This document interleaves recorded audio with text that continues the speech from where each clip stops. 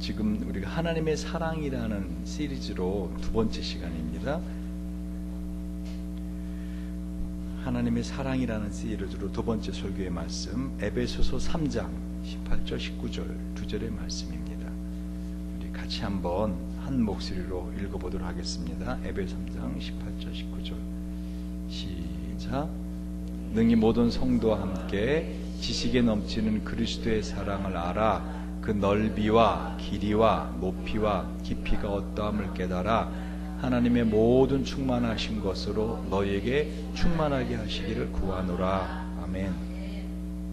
얼마 전에 미국 제퍼슨 대통령 기념관이 그 외벽이 심하게 훼손되는 것 때문에 미국에서 무척 고민을 하였답니다. 여러분 미국의 그 워싱턴 DC에 가보시면 알겠지만은 거기에 링컨 대통령 기념관과 그 미국의 독립선언문을 작성한 이 제퍼슨 대통령 기념관이 있습니다. 아주 아름다운 기념관인데 그 원인은 비둘기들이 너무 오물을 많이 거기다 싸대서 그거를 그냥 물로 이렇게 하니까 지워지질 않아 가지고 그 세제를 쓰다 보니까 세제가 또 오래된 그 비둘기 똥을 얼룩을 제거하기 위해서 강한 세제를 쓰다 보니까 외벽이 자꾸 훼손되는 겁니다. 그래서 그렇게 하면 뭐 합니까? 비둘기 또 순식간에 그냥 날라와서 또 똥을 싸대고. 그래서 이걸 어떻게 해결하면 좋은가? 이 근원적인 문제가 뭔가 해서는 그 관광객들에게 비둘기에게 먹이를 주지 말라고 그렇게 써붙였답니다. 이제 관광객들이 먹이를 안 줬답니다. 그런데도 비둘기 수는 줄어들지 않더래요. 그래서 연구하는 사람들은 도대체 이 원인이 뭔가? 관광객들의 먹이도 아니고. 그랬더니 바로 근처의 숲에서 그 있는 거미들이 많아서 비둘기들이 거미를 먹으려고 이렇게 모여드는구나 하고는 그 근처 숲에 거미들을 박멸하기 위해서 엄청난 살충제를 뿌렸답니다. 그래도 비둘기 수는 그렇게 줄지 않았어요. 그래서 결국은 고민하는데 나중에 원인을 알았답니다. 그리고 그 문제는 아주 쉽게 해결됐답니다.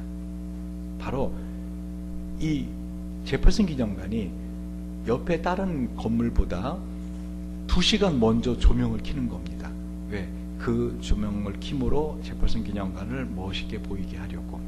그랬더니 2시간 먼저 조명을 켜기 때문에 근처에 있던 그 워싱턴 DC에 있던 모든 나방들이 그 불 켜진 제퍼슨 기념관 다 모이고 그 나방들을 잡아먹기 위해서 비둘기들이 그렇게 사방에서 모였다는 것입니다. 결국은 그 제퍼슨 기념관은 옆에 건물보다 오히려 1시간 늦게 조명을 켜자 비둘기를 날라오지 않았다는 것입니다. 문제는 의외로 아주 쉽고 간단하고 명료하게 해결될 수 있다는 것이죠. 그렇게 골치를 썩이고 여러분들의 삶을 구질구질하게 만들고 내 삶을 참 힘들게 하는 그 모든 문제들의 해결 방안은 사실은 어떻게 해요? 복잡하고 어렵지 않고 아주 간단하면서도 어떤 원리를 딱 깨우치면은 그걸 적용하면 어떻게 해요? 쉽게 문제가 해결될 수 있다는 것입니다. 여러분 오늘 에베소 3장에 사도 바울이 말하고 있는 능히 모든 성도와 함께 지식에 넘치는 그리스도의 사랑을 알아 라고 말합니다. 그러니까 한마디로 여러분 사도 바울은 이 에베소서 편지를 로마의 감옥에 갇혀 있으면서 보낸 것입니다. 2년 동안 감옥에 갇혀 있으면서 지금 에베소 교회 교인들에게 이 편지를 쓰고 있습니다. 이 에베소서는 얼마나 중요한 편지인가 하면은 F.F. 브루스라고 하는 신학자는 이렇게 말해요. 이방인을 위한 선교사로서 바울 사역의 핵심 동기, 즉 왜 그가 그토록 많은 고난과 환난 가운데서도 그 사역을 감당할 수밖에 없었는지에 대한 이유를 잘 제시하고 있는 글이다. 그러니까 이 에베소서야말로 바울이 왜 그 고생을 하면서 그 고난을 삶을 살면서도 한마디로 지치지 않는 열차처럼 그 하나님의 그 사명을 향하여 달려갈 수 있었는가, 그 힘의 근원이 어디 있었는가를 아주 명료하게 보여주는 글이라는 것입니다. 특별히 오늘 우리가 읽었던 이 본문은요, 에베소 3장 14절에서 21절에 에베소서에 2번 이 사도 바울이 기도하는 기도문 중에 2번째 기도문입니다. 여러분, 사도 바울은 편지를 쓰다가요, 그게 너무 감동이 되고 그게 뭔가 전해줘야 되는데 이걸 잘 전해줄 수가 없을 때 기도를 해버려요. 사도 바울의 편지를 보면 종종 기도문이 나옵니다. 그러니까 지금 바울이 에베소 3장에 있는 이 본문은 뭐라고요? 에베소 교인들을 향해서 쭉 이 복음의 비밀을 쭉 설명하다가 뭐라고요? 이제는 도저히 이 설명이 너무 감격하고 너무 감동이 돼서 벅차오르니까 그냥 기도를 해버리는 것입니다.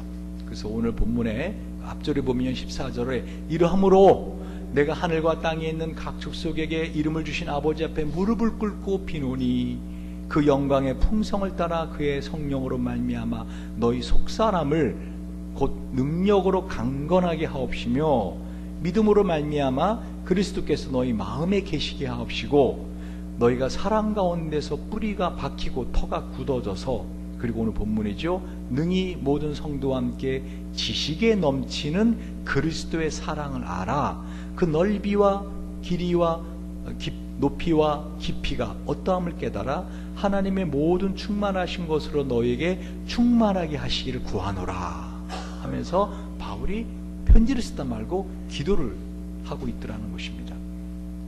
다시 말씀드립니다. 저와 여러분의 인생에서 정말 구질구질하고 그리고 정말 복잡하고 머리 아프고 어디서부터 어떻게 해결해야 될지 모르겠고 도대체 왜 이 삶의 이 문제는 이렇게도 나를 힘들게 하는지, 아까 끊임없이 날라오는 비둘기떼들처럼 끊임없이 우리의 삶에 그 비둘기 똥같이 정말 어떻게 해야 될지 모를지 머리를 썩히는 문제들도 사실 어떻게 해요?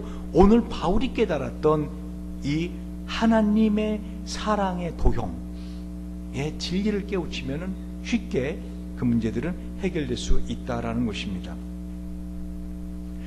바울은 이 3장 13절에 보면은요, 너희를 위한 나의 여러 환난에 대하여 낙심치 말라 이는 너희 영광이라. 바울은 그 인생을 살면서요, 우리는 감당할 수 없는, 저와 여러분은 상상조차 할 수 없는, 아마 나는 정말 삶에 너무 공허하고 너무 삶이 힘들고 나는 죽을 수밖에 없어요 라고 자살하는 사람들이 이 사도 바울의 인생을 살라 그러면은 아마 자살을 골백 번은 더 했을 겁니다. 바울은 정말 다른 것도 아니라 하나님의 나라를 위해서 그렇게 열심히 살았는데 그 결과는 어떻게 항상 emptiness, 마지막 이 디모데후서 마지막 인생을 마감하면서 디모데에게 쓴 편지를 보면은요, 바울 옆에는 사람이 거의 없어요. 다 바울을 배신하고 떠나갑니다. 한마디로 그의 바울의 인생의 그 여정을 일반적인 사람들에게 한번 이 인생을 살아봐라 그러면 어떻게 해요? 그냥 자살하고 그 사람들이 골백 번이나 자살하고도 남을 만큼 바울의 인생은 힘들었다는 거죠. 고통스러웠다는 거죠. 공허했다는 거죠. 그런데 무엇이 그 바울로 하여금 그의 삶을 갖다가 아까 말씀드린 것처럼 끊임없이 달려가는 열차와 같이 힘있게 하였는가? 무엇이? 바로 오늘 본문의 이 그리스도의 사랑, 그 그리스도의 사랑의 도형을 바울이 알았다는 것입니다. 그래서 너희도 이 그리스도의 사랑의 도형을 알면은 오히려 환난에 대하여 낙심하지 않게 되고 그게 오히려 너에게 영광이라는 것을 알게 될 것이다 하고 말씀하고 있는 것입니다. 바울은 그의 생애 가운데 여러분 특별한 경험을 합니다. 사실은 지난주에 저에게 그 김태호 형제가 그 문자가 왔어요. 그러면서 이제 그 둘째 아이 지은이를 제가 이름을 지어줬거든요. 그래서 이제 지은이가 어떻게 건강히 잘 자라고 있고 이제 쭉 삶의 보고를 하면서 뭐라 하는가 하면, 목사님 제가 이제 오늘부터죠. 오늘부터 이번 주부터 그 다니는 교회에서 찬양 인도를 하게 되었습니다. 근데 목사님의 기도가 필요합니다 하면서 목사님이 제 영원한 영적 스승이고 하고 어쩌고 막 이제 물론 대전에 이제 내려가서 이제 그 교회를 거기 다니라 해서 다니는데, 여러분 그 김태호 형제가 여러분 누군지 아시죠? 떡집 사장. 그 친구가 특별한 경험을 했거든요. 뭐냐면 하나님 앞에 정말 자기의 말대로 개차반처럼 살다가 아주 그냥 집 바깥에 나가서 그냥 아주 정말 자기 말대로 개같이 살았다 그래요. 그렇게 살다가 집에 들어왔더니 부인이 이혼하자고. 그래서 그래 이혼하자 하고서는 이제 자기 방에서 피곤해갖고 벽에 앉아서 이렇게 기대는데, 그리고 잠깐 잠이 든 것 같았는데 자기가 눈을 떠보니까 공중에 떠 있더래요. 자기가. 여러분 들었던 이야기 아니에요? 그죠? 그때 간증했잖아. 공중에 떠서 자기가 자고 있는 모습이 보이더래. 그랬더니 부인이 들어오더니 자기가 죽었다고 막, 그리고 사람들이 막 자기가 숨진 거에 대해서 막 이렇게 하는데 자기는 그 모든 상을 보고 있는데 나 안 죽었어, 나 여기 있어 말을 하는 사람들은 자기의 소리를 못 듣고, 그 짧은 시간이었지만 이걸 갖다 임사체험이라 그럽니다. 그걸 경험하고 나서 지금 겁이 나가지고 이거 뭔가 있다. 그래서 이제 제가 전도하자마자 덕석 우리 교회 이제 다니고 이렇게 이제 신앙생활을 지금 잘 하고 있습니다. 뭐를 말씀드리는가 하면은요, 사도 바울이 어쩌면 이런 임사체험을 한 거 아닌가. 즉 바울이 어느 날 자기 말에 의하면은 정말 잠이 들은 건지 안 들은 건지, 혼이 몸 바깥이니 몸 안에 있는지 3층 천을 올라갔다 왔다라고 말을 해요. 여러분 이 우주는 3층으로 된 거 아십니까? 이 1층 천은요, 우리 눈에 보이는 저 구름 파란 하늘, 2층 천은 뭐죠? 그 깜깜한 우주. 그리고 3층 천은 뭐죠? 하나님이 계시는 그 영적인 차원의 세계가 3층 천입니다. 지금 바울이 그 3층 천, 그 하나님의 나라의 그 차원의 관점에서 그리스도의 사랑을 본 거예요. 그러니까 지금 바울은 이 인생을 살아가면서, 이 땅에서 인생을 살아가면서 내가 여기서 당하는 모든 고통, 환난, 이것이 오히려 이 3층 천에서 사는 영원한 삶의 영광을 이룬다 하는 것을 깨달아 안 거예요. 그러니까 바울은 오히려 인생을 살면서 어려운 일이 있고 외롭고 공허하고 삶이 그야말로 하나님 밖에는 의지할 수 없는 상황이 될 때마다 한숨 쉬고 어떻게 죽나 그게 아니라 어떻게 해요? 오히려 마음에서 깊은 곳에서 감사와 감격과 기쁨이 끌어 넘치는 삶을 살았다는 것입니다. 여러분 제가 거듭거듭 말씀드리지만, 여러분 우리 지구가 얼마나 빠른 속도로 돌고 있는지, 그리고 이 지구가 어떠한 우주 가운데 있는지, 아마 저만큼 설교 시간에 이 우주에 관해서 많이 설교하는 목사도 별로 없을 거예요. 여러분 우리 지구는요, 여러분 잘 아시지만 비행접시 모양의, 이게 이제 우리 은하계, 이 원래는 S자 모양입니다. S자 모양이 우리가 끝부분에 있는데요, 우리 은하계 안에는 그야말로 이 태양계 있죠? 태양이 가운데 있고 수성, 금성, 지구, 수금, 지화, 목토, 천왕, 명왕성 아시죠 여러분? 그 모든 것들이 돌고 있는데 이것들이 수억 개가 있어요. 근데 이런 우리 은하계만이 우주가 아니라 이런 은하계가 이 우주에는 어떻게 해요? 수천억, 수만억, 이건 셀 수 없는 어마어마한, 이게 우주가 얼마나 광활하고 큰지 모릅니다. 그러니까 지금 바울이 말하고 있는 그리스도의 사랑의 넓이, 그럴 때는 뭐를 말하는 거예요? 그 3층 천의 넓이를 말하는 거예요. 그 우주에 아니라 우주를 더 포함해버리는, 이 지구의 하늘을 포함하는 게 우주거든요. 근데 우주를 포함해버리는 그 3층 천을 갔다 온 바울이 넓이라고 말할 때는 어떤 넓이예요? 이 정도 이 정도 땅에서 몇만 평, 이게 아니라 그리스도의 사랑의 넓이가 바로 3층 천에서 본 그 그리스도의 사랑의 도형에서의 넓이를 말하고 있어요. 근데 제가 이걸 오늘 말씀으로 여러분에게 설명을 해줘야 되는데 결론 났죠? 설명할 수 없다. 인간 언어로는 설명할 수 없다. 도대체 그리스도가 보고 느끼고 경험한 그 그리스도의 사랑의 넓이, 그 길이, 우주의 길이, 이건 무한입니다, 여러분. 여러분 별로 감동이 없으세요. 그냥 아마 텍사스 같은데 가서 이렇게 이번에 미국 친구 밤내 집에 가서 이번에 자기가 그 법정에서 이겨서 큰 땅을 자기께 됐어요. 그 아이가 차를 타고 가면서 저보고 존 여기서부터 자기 땅이래. 그러면 차를 타고 계속 가요. 한참을 가면서 그래서 어디까지 끝나냐, 조금 더 가야 되는데 차를 타고 계속 가는 그 큰 땅을 소유하게 됐을 때 여러분이 그 땅 여러분 거 가지라. 그럼 여러분 어떻게 입이 해 벌어지죠, 그죠? 제주도에 여러분 예를 들면은 뭐 한 5분 정도 차를 가로 5분, 세로 5분 차로 쫙 한 100km로 가서 5분 정도 이거 다 가십시오. 그럼 여러분 어떻게 해요? 해 하고 이제 좋아할 겁니다. 근데 그 정도의 사랑의 넓이가 아니라는 거예요. 우주가 아니라 우주를 포함해버리는 삼층천을 보고 온 바울이 그 그리스도의 사랑의 넓이 할 때는 어떻게 해요? 이 어떤 세상에서 상상할 수도 없는 어마어마한 넓이, 그 그리스도의 사랑의 길이, 높이, 깊이 이해가십니까? 그러나 한번 제가 시도를 해보려고 합니다. 도대체 그리스도가 어떤 사랑으로 저와 여러분을 사랑하시는지, 바울이 깨달은 이 그리스도의 사랑의 넓이가 어떤 넓이고, 그 길이가 어떤 길이고, 그 높이가 어떤 높이고, 그 깊이가 어떤 깊이길래 그 환난을 당하면서도 바울이 지치지 않고 그렇게 하나님의 나라를 위해 살아갔는가.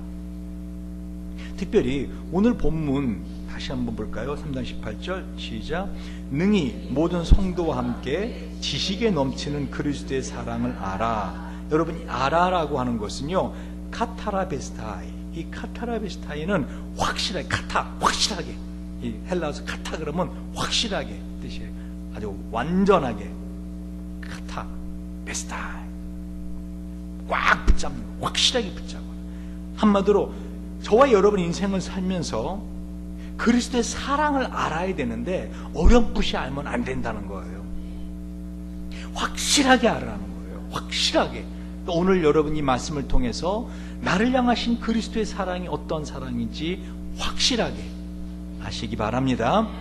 그 넓이와 길이와 높이와 깊이가 어떠함을 깨달아. 이 깨달아가 그노나이.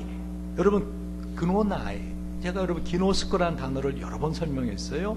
이건 소피아, 머리로 아는 그 깨닫는 게 아니라 뭐예요? 경험을 통한 체득적인 알, 관계를 통해서 체득적으로 아는 알을 알아보라는 거예요. 그러니까 이 그리스도의 사랑은 첫 번째는요, 여러분 어떻게 지식적으로 알아야 돼요. 할렐루야.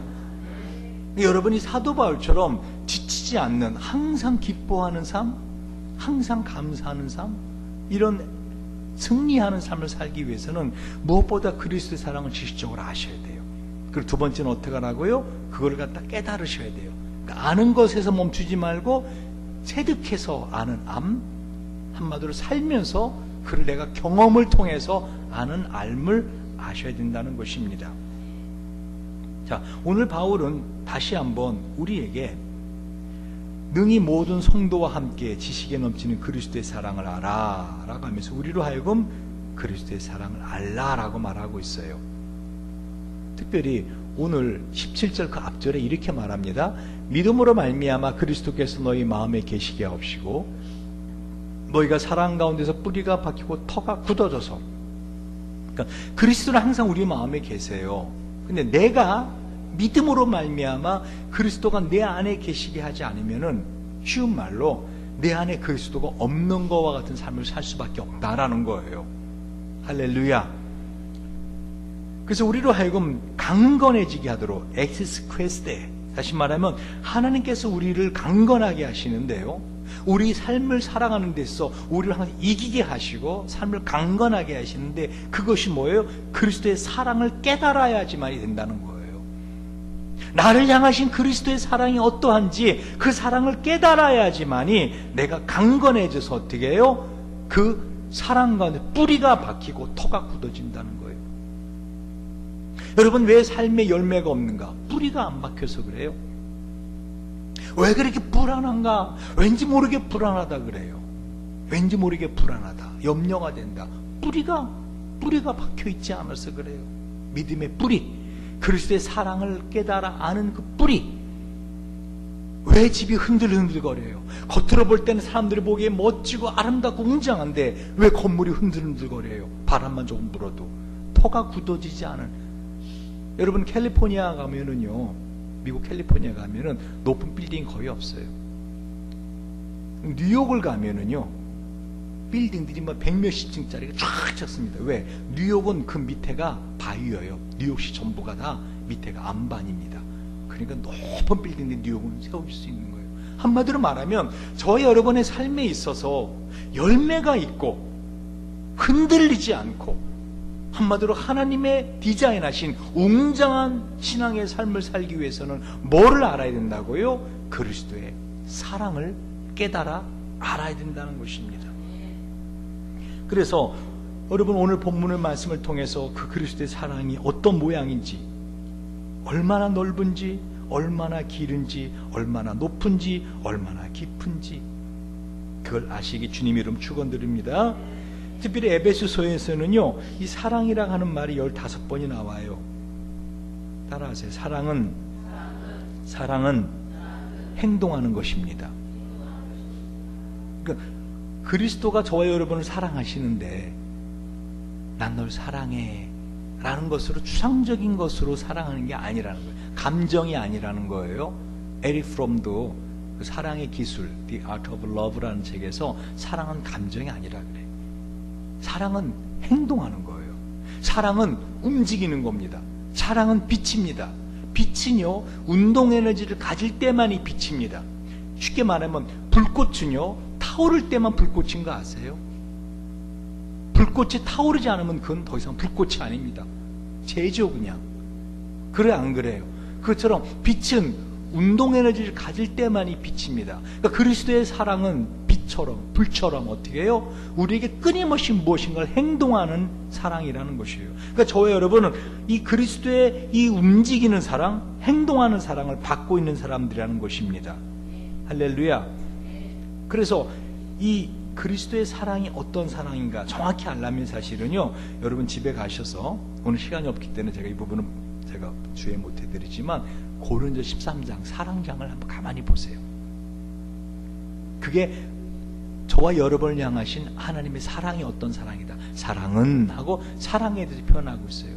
그러니까 이 사랑은 저와 여러분이 갖을 수 없는 사랑이에요. 많은 사람들은 고린도 13장을 인용합니다. 사랑은 언제나 오래 참고 사랑은 온유하며, 이걸 비유합니다. 그죠? 그러면서 뭐라 그래요? 왜 당신은 오래 참지 못합니까? 왜 당신은 온유하지 못합니까? 근데 그건 사실 우리 인간으로서는 갖기 힘든 사랑이에요. 그거는 그리스도가 우리를 향해서 갖고 있는 사랑을 표현하고 있는 겁니다. 그런데 이 사랑을 여러분이 경험하고, 그리고 이 사랑을 우리가 받고 살면은요, 나도 이런 사랑을 행하며 살 수 있는 사랑의 사람이 될 수 있다는 것입니다. 그래서 고린도 13장 2절에 보면 내가 예언하는 능히 있어 모든 비밀과 모든 지식을 알고 또 산을 옮길 만한 모든 믿음이 있을지라도 사랑이 없으면 내가 nothing, 아무것도 아니요. 그러니까 이 그리스도의 사랑, 하나님의 사랑, 그 사랑이 여러분 먼저 깨달아 알아야 되고요, 그 사랑을 내가 경험해야 되고요, 그 사랑을 경험한 사람은 어떻게 해요? 그 사랑을 흘러나가도록 살 수 있는 삶을 살아야 된다는 것입니다. 그렇지 않으면 뭐라고 해요? Nothing, 아무것도 아니요. 예언하는 능이 있고 모든 비밀과 모든 지식을 알고 산 옮길 만한 모든 믿음이 있을지라도 사랑이 없으면 내가 아무것도 아니요. 저도 얼마 전에 경험했어요. 자신이 금식 기도한다고, 내가 어떤 기도를 하고 있는지 아세요? 하면서 사람을 아주 눈 탁 내려 깔고, 근데 그 행동은 사랑하는 행동이 아니었어요. 사랑하면 그런 행동이 나올 수 없는, 같이 있는 공동체 사람들을 많이 힘들게 한 그런 행동을 보면서 저거는 사탄적인 것이다. 제가 마음에 탁 판단 내린 거예요. 자기는 지금 금식기도 하고 있고 자기는 영적으로 지금 대단히 뛰어난 사람이라고 스스로 입으로 말하고 있는데, 제가 볼 때는 어떻게 해요? 그 한 사람이 식사를 하지 않으므로 같이 있는 사람들이 많이 불편해하고 힘들어하고 그러는 것을 통해서 이거는 영적인 것이 아니라 성령적인 게 아니라 악령적인 것이다. 왜? 사랑이 없으면 뭐라고 했어요? 아무것도 아니라고 했잖아요. 아무리 예언하는 능력이 있고, 아무리 산 옮길 만한 지식이 있고, 믿음이 있고, 뭐 어떠한 그거 한다 하더라도 뭐예요? 사랑이 없으면 뭐라고 해? 다 nothing. 이 사랑이 얼마나 중요한 것인가. 여러분, 특별히 주님이 저와 여러분에게 주신 사랑이 뭐죠? 영생의 사랑입니다. 할렐루야. 일시적 있다 사라지는 사랑이 아니라 영생. 그러니까 오늘 이 바울이 깨달은 이 그리스도의 사랑의 넓이, 길이, 높이, 깊이, 이걸 하나로 합하면 뭐예요? 영생의 사랑이에요. 그러니까 영생이라고 말 때는 헬라어로 조에라 그래요. 생명을 말할 때는 조에. 여기서 조이가 나와요. 기쁨. 근데 성경에서 생명을 말하는 또 다른 단어가 있어요. 바이오스라는 단어를 씁니다. 그것도 생명이에요. 여러분 바이올로지칼 이런 말 알죠? 바이올로지 이런 말 들어보셨죠? 그 한마디로 뭐죠? 신체적인 어떤 육체적인 어떤 이런 그런 주님이 저와 여러분에 주신 건 뭐죠? 그런 신체 육체적인 것을 끝나지 아니하는 이제 영적인 사랑을 말해요. 영적인 생명을 말해요. 자, 그렇다면 도대체 하나님 우리에게 주신 그 사랑의 넓이, 이 영생 안에 주신 사랑의 넓이가 얼마나 크다는 것인가, 얼마나 높다는 것인가. 고린도서 13장 7절에 어떻게 말해요? 모든 것을 참으며, 모든 것을 믿으며, 모든 것을 바라며, 모든 것을 견디느니라. 자, 주님께서 저와 여러분을 향해 갖고 있는 사랑이 어떤 사랑이라고요? 저와 여러분의 모든 것을 참아주시고, 우리를 믿어주세요. 모든 것을 믿어주시고, 모든 것을 바라시고, 모든 것을 견뎌주시는 사랑이 저와 여러분이 받고 있는 사랑입니다. 아멘. 여러분, 이 하나님의 사랑의 넓이가 얼마나 넓은지요. 이 성막의 문을 보면은요, 성막의 문이 무진장 넓어요. 성막의 문턱이 없어요. 하나님의 사랑의 넓이를 말하고 있는 것입니다. 받아주시는 사랑. 히브리서 12장 29절에 보면은요, 원래 우리 하나님은 소멸하는 불이세요. 하나님은 거룩하셔가지고 그 앞에 죄된 것을 눈이 정결하셔서 차마 보지도 못하세요. 근데 어떻게 저와 여러분을 향한 사랑을 계속 해나가십니까? 사랑이 넓으셔서 그래요. 이사야는 이 하나님을 직면하자 그때 내가 말하되 화로다 나여 망하게 되었도다. 나는 입술이 부정한 사람이요 입술이 부정한 백성 중에 거하면서 만군의 여호와이신 왕을 배웠습니다. 로마서 3장 18절 10절 18절을 보면은요, 의인은 없나니 하나도 없다. 선을 행하는 자가 없다.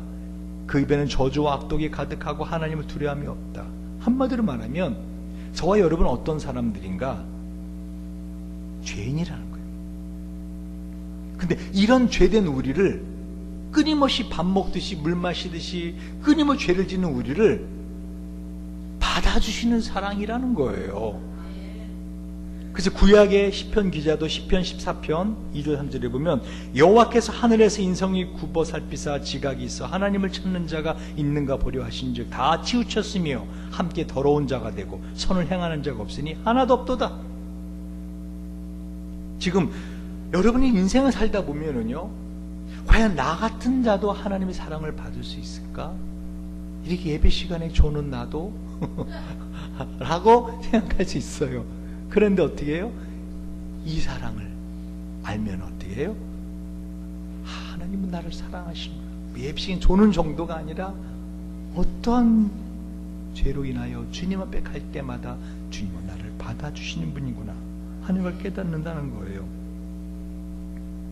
특별히 디모데후서 3장을 보면은요, 하나님의 사랑의 넓이가 얼마나 넓은지 내가 이것을 알라. 말세에 고통하는 때가 이르니 사람들은 자기를 사랑하며 돈을 사랑하며 자긍하며 교만하며 회방하며 부모를 거역하며 감사하지 아니하며 거룩하지 아니하며 무정하며 원통함을 풀지 아니하며 참소하며 절제하지 못하며 사나우며 선한 것을 좋아 아니하며 배반하여 팔며 조급하며 자고하며 쾌락을 사랑하기를 하나님 사랑보다 더하며 경건의 모양은 있으나 경건의 능력은 부인하는 자니 이 같은 자들에게 내가 돌아서라.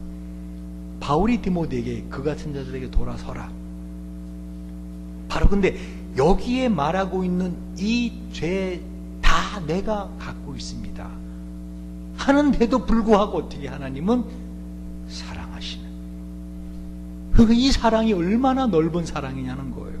그러니까 세상 사람하고 비교해 볼 때 하나도 아니 오히려 세상 사람보다 더 정말 더럽고 세상 사람보다 더 역겨운 삶을 살고 있지만은 어떻게 해요? 하나님이 그럼에도 불구하고 나를 사랑하시는 그 사랑의 넓이가 얼마만하다고요? 바울이 봤던 3층천의 그 하나님의 나라 안에서 보았던 그때 쓰던 넓이를 말하고 있는 것입니다.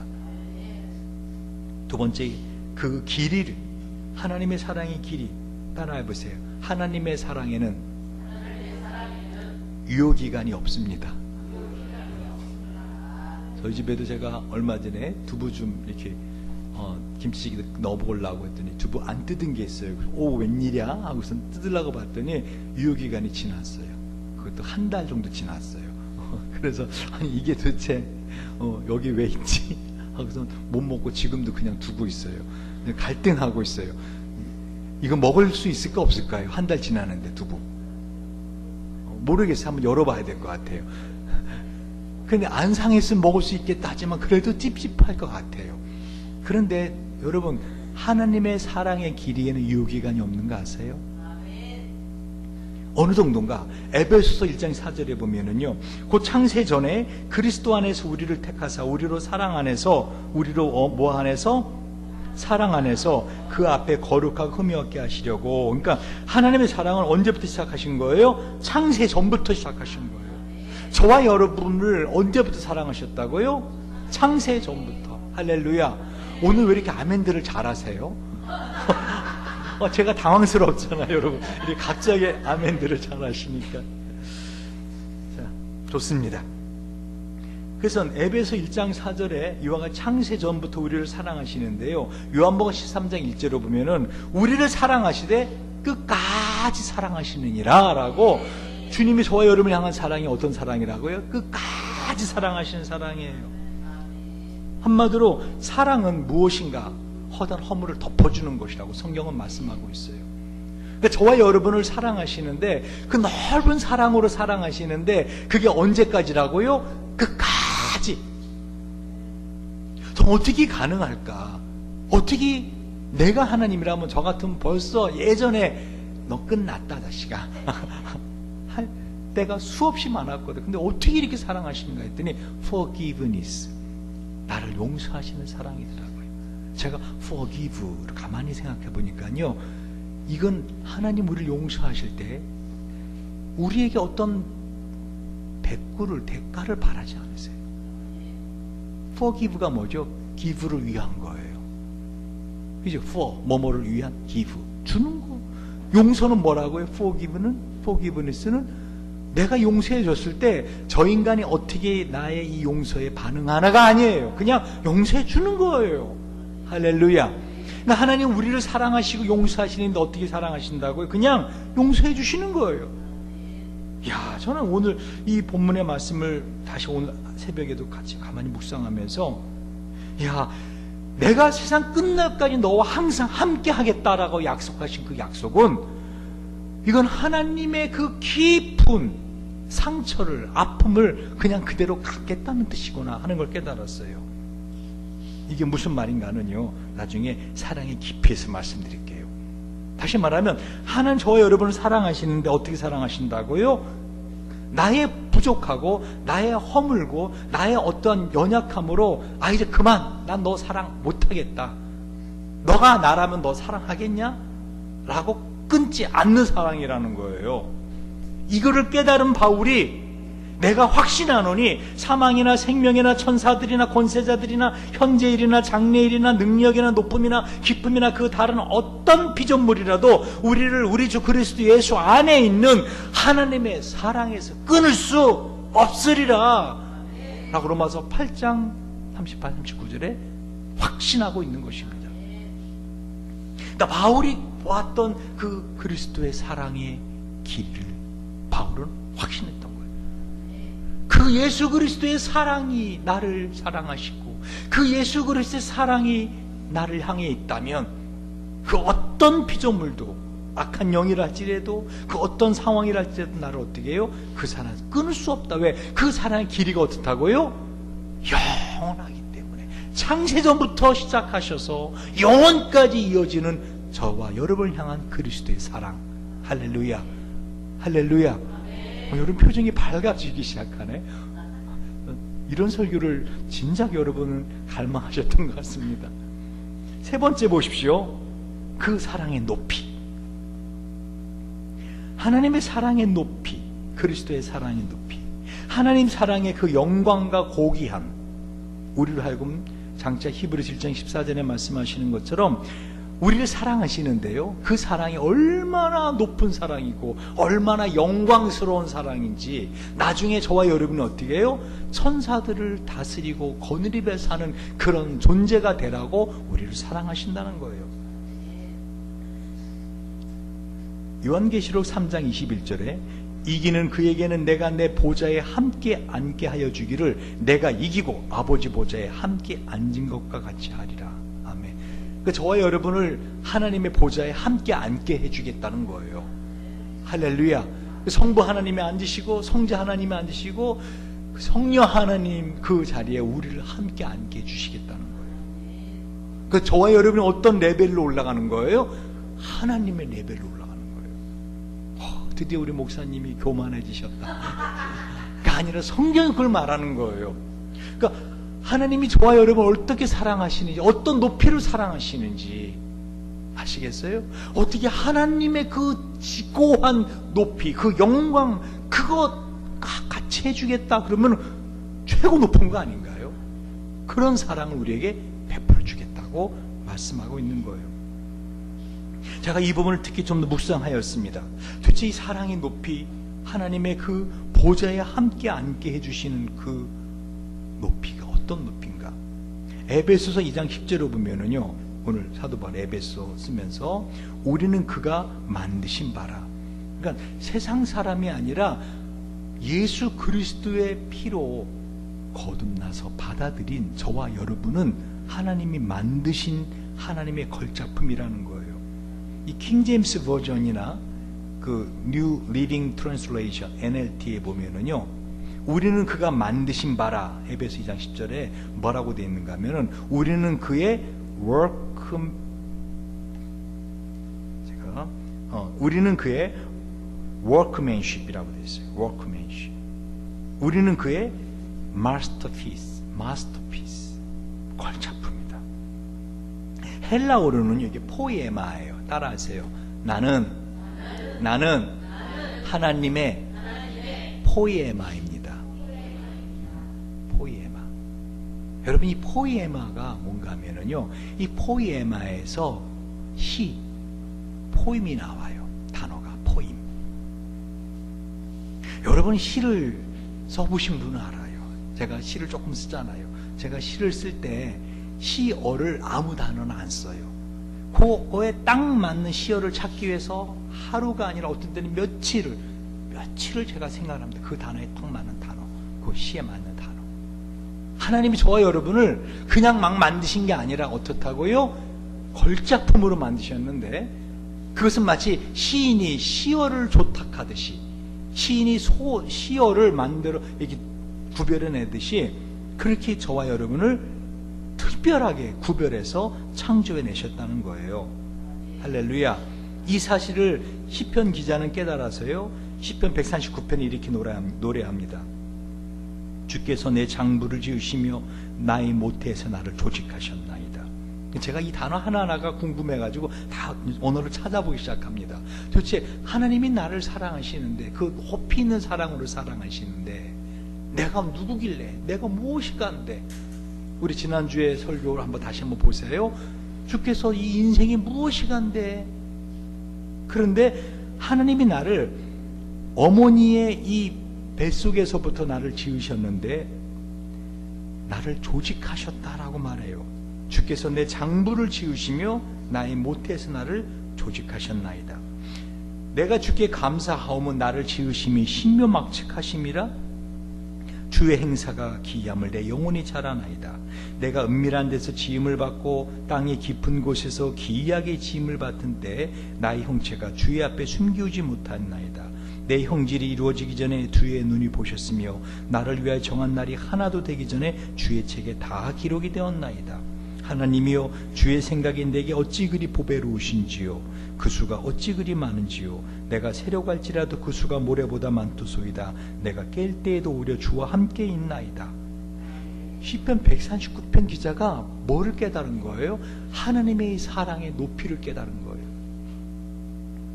나라는 인생, 하나님의 사랑을 받는 나라는 인생은 그 수많은 대중 속의 하나가 아니구나. 하나님 나라는 존재를 어머니 뱃속에서부터 이미 내가 너를 이렇게 지으리라 하고 나를 계획하셨구나. 그리고 내 인생의 하루하루가 이미 하나님이 책이 기록된 대로 진행되고 있구나. 할렐루야. 여러분, 이거 어마어마한 여러분 든든함입니다.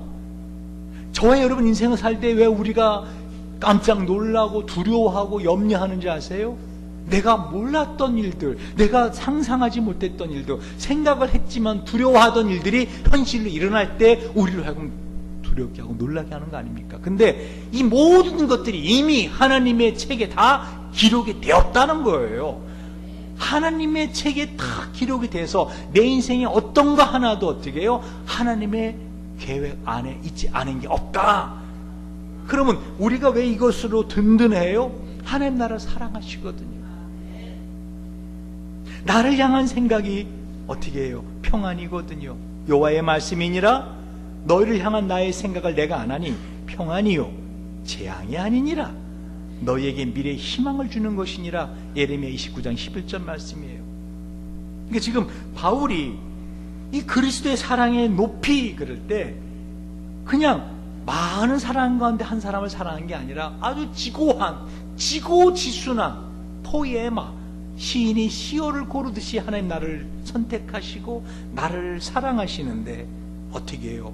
기가 막힌 사랑으로 사랑하더라는 거예요. 주께서 내 장부를 지으시며 나의 모태에서 나를 조직하셨나이다. 이 조직하셨나이다가 히브리어로 사카크. 이 사카크가 뭐냐면은요, 그 여러 씨를 엮어 맞듯이, 다시 말하면 사랑한 엄마가 사랑한 아기의 그 옷을 이렇게 뜨개질로 뜨듯이 한 땀 한 땀, 그게 사카크예요. 그러니까 하나님이 저와 여러분을 만드실 때 그냥 이렇게 만든 게 아니라는 거예요. 그냥 만든 게 아니에요. 그런데 어떻게 해요? 아주 세밀한 사랑과 정성으로 나의 인생을 다 계획하셨다는 거예요. 그래서 마태복음 10장에 보면은요, 30절 31절 예수님께서 뭐라고 말씀하세요? 너에게는 머리털까지 다 세신 바 되었으니 두려워하지 말라. 너희는 많은 참새보다 귀하니라. 할렐루야. 아멘. 마지막 말씀입니다. 마지막 말씀 하긴 여러분 이걸 명심하시기 바랍니다. 하나님이 저와 여러분을 향한 사랑은 지고한 사랑입니다. 많은 대중 가운데 복제품이 아닙니다. 그래서 고린도후서 5장 17절에 그런즉 누구든지 그리스도 안에 있으면 새로운 카이노스, 새로운 피조물이라. 이전 것이 지나갔으니 보라 새 것이 카이노스가 되었도다. 그러니까 예수 그리스도의 그 사랑을 받고 그 사랑을 확신하며 사는 사람은요, 어떤 사람이에요? 자기가 얼마나 귀한 존재인 것을 깨달으며 사는 것입니다. 그래서 그 풀턴 존 쉰이라고 하는 분이 이런 말을 해요. God does not love us because you are valuable. 우리가 귀한 존재이기 때문에 하나님 우리를 사랑하신 것이 아니다. We are valuable because He loves us. 우리는 하나님이 사랑하시기 때문에 귀한 존재가 되는 것이다. 마지막으로, 그러면 바울이 깨우친 이 사랑의 깊이는 어떤 깊이인가? 간단히 말씀드리면요, 성경 전체에서 하나님이 이스라엘을 향해서 갖고 있던 사랑의 깊이를 보면 알 수가 있어요. 그렇게 끊임없이 말 안 듣는, 아무리 설득하고 아무리 달래도 아무리 두들겨 패도 말 안 듣는 그런 망나니 자식과 같은데 이스라엘 백성이 그럼에도 불구하고 그들을 향해서 어떻게 해요? 호세아 11장 8절에 보면은요, 에브라임이여 내가 어찌 너를 놓겠느냐, 이스라엘이여 내가 어찌 너를 버리겠느냐, 내가 어찌 너를 아드마같이 놓겠느냐, 어찌 너를 스보임같이 두겠느냐, 내 마음이 내 속에서 돌이키며 나의 긍휼이 온전히 불붙듯 하는도다. 그렇게 하나님의 속을 썩이는 이스라엘인데도 하나님께 어떻게 해요? 내가 너를 어떻게 아드마와 스보임처럼, 이 아드마 스보임은 어떤 곳인가 하면요, 소돔과 고모라 아시죠? 소돔과 고모라 심판받을 때 함께 멸망받은 도시들 말해요. 내가 어떻게 너의 인생을 그렇게 멸망받게 두겠느냐. 내 안에서 너를 향한 긍휼이, 너가 끊임없이 나에게 거역하는데도 불구하고 내가 너를 생각하면 어떻게 나의 긍휼이 내 속에서 어떻게 불붙하는구나. 이 긍휼이라는 단어는 원래 헬라어로 람이라고 많이 쓰는데 오늘 본문은 이 니흠이라는 단어를 써요. 이게 뭐냐면요, 한마디로 말하면 숨 쉬는 거로 말, 숨 쉬는 거. 그러니까 하나님이 저와 여러분을 볼 때 우리가 속을 썩일 때마다 하나님의 어마어마한 사랑의 넓이를 알지 못하고, 이 하나님의 사랑의 길이를 알지 못하고, 이 하나님의 사랑의 높이를 알지 못하고, 하나님의 사랑의 깊이를 알지 못하고 속을 썩이며 살아가는 우리를 볼 때 하나님 숨이 타들어가듯이, 가슴이 타들어가서 숨을 쉴 수 없듯이 하나님이 마음이 안타깝다라는 거예요. 여러분, 헨리 나우엔이 한마디로 우리 인생에서 우리에게 가장 큰 고통을 주는 것, 마귀가 우리의 인생에 가장 큰 덫을 주는 것은 바로 자기 부정이라 그래요. 여러분, 하나님의 이 사랑의 깊이는요, 한마디로 말하면 상처 있는 사랑이에요. 그리스도의 접붙임을 당한다 할 때 보세요. 그리스도의 접붙임을 당하려면요, 그 나무에 상처를 내야 돼요. 그렇죠? 그리고 이 또 다른 나무까지 잘라서 그걸 이렇게 찰흙 진흙으로 붙여놓습니다. 그러니까 그리스도의 사랑은 저와 여러분을 죽기까지 사랑하는 사랑이에요. 그래서 우리가 오늘 성찬식을 하는 거예요. 여러분이 그 사랑이 추상적이게 아니다. 저와 여러분이 받고 있는 이 사랑은 추상적인 사랑이 아니다. 그리스도의 이 사랑의 넓이와 길이와 높이와 깊이를 실제로 내가 받고 있습니다 하는 것을 그의 살과 피를 먹고 마시는 의식을 행함으로써 어떻게 해요? 나로 하여금 확신이 일게 하는 것입니다. 아멘. 그럼 여러분의 인생에서 어려움이 있잖아요. 가슴 아픈 일이 있잖아요. 여러분 염려하게 하는 일 있잖아요. 두려운 일이 있잖아요. 고통스러운 일이 있잖아요. 기뻐하고 즐거워하세요. 왜요? 그 일을 통해서 그리스도의 사랑을 내 것으로 누릴 수 있기 때문입니다. 아멘. 내 안에 그 사랑의 상처가 있을 때 그리스도의 사랑의 상처와 접붙임을 댈 수 있고, 그래야 그리스도의 생명이, 그 그리스도의 조회, 그 생명이 어떻게 해요? 나에게로 전달될 수 있다는 것입니다. 두려워하지 마시고 염려하지 마시고, 사도 바울이 깨우쳤던 이 그리스도의 사랑의 넓이와 길이와 높이와 깊이를 체득하며 사시는 저와 여러분 되시길 주님 여러분 축원드립니다. 우리가 같이 한번 기도드릴 때